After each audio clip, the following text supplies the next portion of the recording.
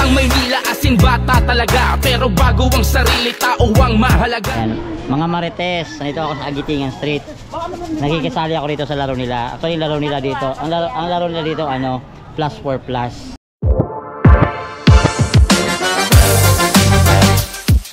Ako na if sakali bang babalik si Yorme Isko sa lungsod na Maynila. Yes! Bakit? Nagulat ako sa iyo. Gusto ko siya, taga-Tondo kami. Oo. Batang Maynila, Batang Tondo. Ano ba kasi nagustuhan mo kay Yorme na hindi mawala-wala sa iyo? Marami siyang naayos dito sa Maynila. Example. Sample yung Divisoria, yung mga parking, yung Plaza Moriones. Lahat na napaayos niya, napaganda. At kami mga maganda, lalong gumanda. Ay, ganun. Sana all. Lalong gaganda. At ang mga biyaya natin bigay niya. Eh, Nay, kung sa ngayon sa oras na to, nandito si Yorme sa tabi mo at bumaba dyan bigla-bigla, anong gusto mo sabihin sa kanya? Aakapin ko siya. Tapos? Yorme, Tapos? kunin mo na ako. Gusto ko yan. Gusto ko yan kinukuha. Diba?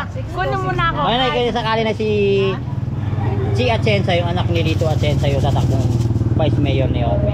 Anak ni Mayor, ano ni Lito. Okay din. Okay din. Ito si Kong Eric Dionisio, ano masasabi mo? Ay, number 1 dagi yan sa puso namin. Talaga? Kung talaga. Hindi ko nakikita yung number 1. Nandito siya nasa Ano nakikita ko, number 0? Hindi ko pa siya pinapasok. Oh, hindi mo pinapasok.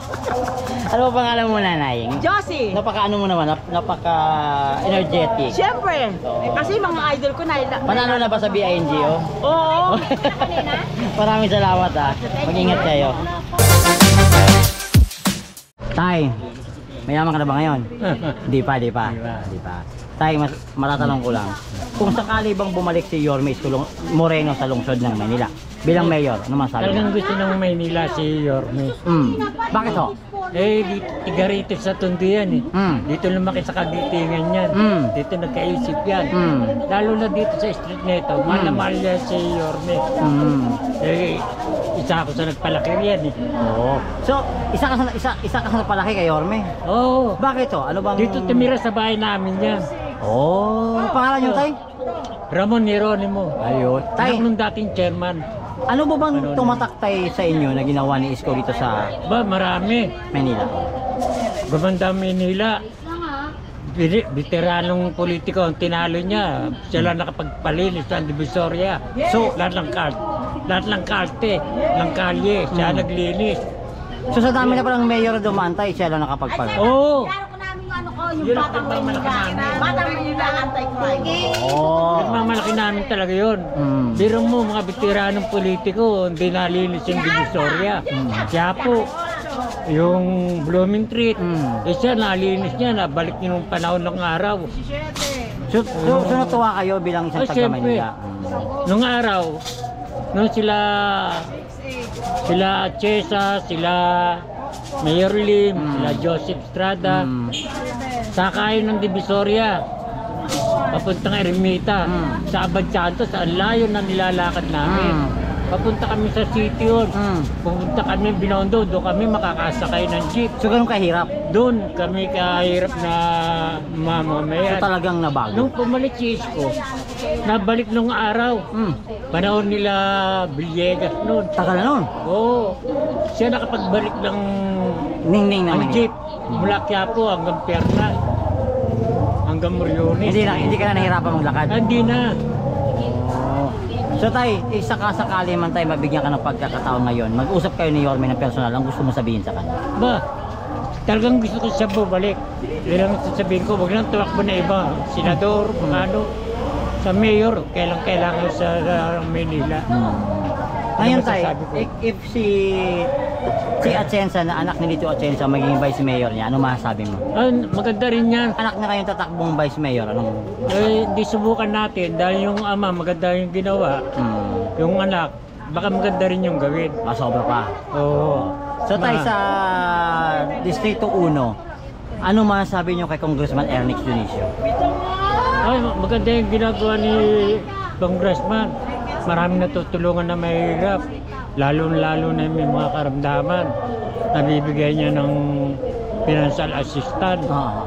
Yun ang Unang-unang ginagawa ni Congressman ngayon. Para si Isko din pala. Oo.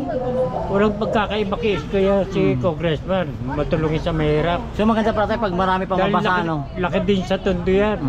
Congressman, hindi katulad ng ibang tumatakbo. Hindi naman dito nakatira. Titira lang sa pagtatakbo. Yung magtatay niya, ni Ernick, mula nung tumakbo yung tatay niya kung nang kusyal. Butati na kami lahat niyan. Oo, talagang hindi Mga iniwanan. Jonik yan. Bago si Yorme. Bago naging politiko si Yorme. So tayo, anong gusto mong mensahe para kay Ernix Dionisio? Ay, huwag siyang bibitaw.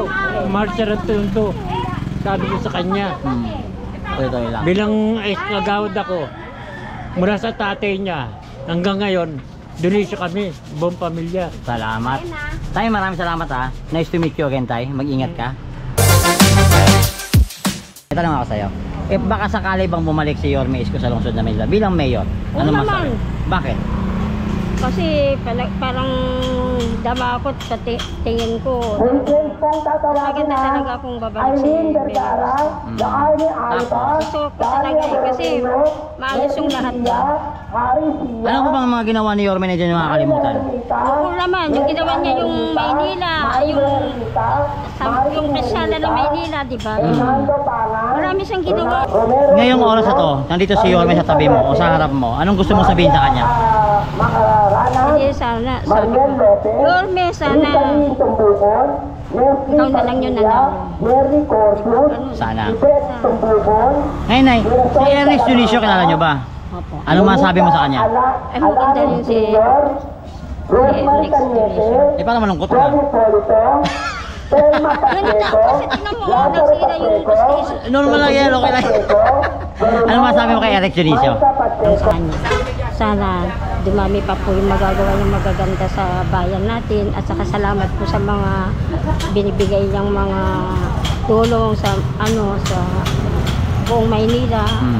At saka sana magpapatuloy pa yung mga magagandang ginagawa niya at gagawin niya pa. At God bless pa. God bless po. Maraming salamat sa iyo. Ate, pangalan niyo po? Ako po si Joe Grapa. Oh, nice to meet you po ha. Patuloy yung pagiging maganda ha. Sana all. Nay, magandang hapon. Nay, matanong ko lang. Sakali bang bumalik si Yorme Isko sa lungsod ng Manila bilang mayor, ano masasabi niya? Ay gusto ko siya. Bakit ho? Siyempre, kababayan, kalugar. Kalugar. Saka mabait siya. Ano po bang mga tumatak sa inyo na ginawa ni Yorme, Nay? Marami. Marami siyang nagawa kaysa sa ngayon. Sakali ba na magkausap kayo ni Mamaya Yorme? pakita niyo ako sa Hindi, sakali bang magkausap kayo ni Yorme na personal? Ano masasabi mo? Eh gusto ko bumalik siya. Tsaka, kapitbahay namin siya dun. Oo. May picture kami dalawa. Sana all. Oh. Nay, kung sakali bang matuloy ang pagiging vice mayor ni Chi Atienza, yung anak ni Dito Atienza ng babae, ano masasabi niya doon? Okay lang. Naging ano din namin kasama niya. Okay, Ernix Dionisio po, ano po masasabi niyo? Okay lang. Mas okay din. Paano mas okay din? Ano bang ginawa ni Ernix na Marami siyempre. Pagka lumapit ka sa kanya, nagbibigay siya ng tulong. Ayun. Sa pangalan niyo, Nay? Ami. Ami. Thank you po, Nanay Ami. Apo. Sana all. Ayan. Ikaw, ate, ano pangalan mo? Imi. Ina po. Shaina. Magdayaw? Bandero po. Okay. Hi. Okay. Hello.